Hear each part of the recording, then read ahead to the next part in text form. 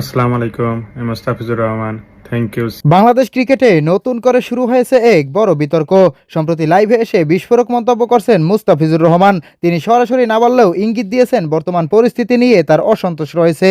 আর এই মন্তব্য ঘিরেই আলোচনার কেন্দ্রবিন্দুতে চলে এসেছেন তামিম ইকবাল। অনেকেই দাবি করছেন তামিম নাকি বিএনপির প্রভাব খাটিয়ে বিসিবির সভাপতি হয়েছেন। সোশ্যাল মিডিয়ায় চলছে তুমুল আলোচনা। কেউ বলছেন এটা ক্রিকেটের জন্য ভালো না, আবার কেউ বলছে এসব শুধুই গুজব। লাইভে মুস্তাফিজুর রহমান বলেন, ক্রিকেটে পারফরমেন্সই আসল, কিন্তু এখন অনেক কিছুই বদলে যাচ্ছে।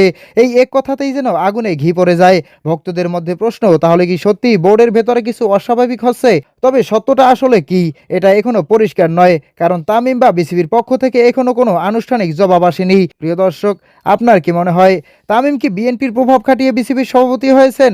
আপনি কি মুস্তাফিজুর রহমানের কথার সাথে একমত? তাহলে কমেন্ট করে জানিয়ে দিন আমাদের কমেন্ট বক্সে। আর ভিডিওটি ভালো লাগলে অবশ্যই লাইক, শেয়ার এবং সাবস্ক্রাইব করুন।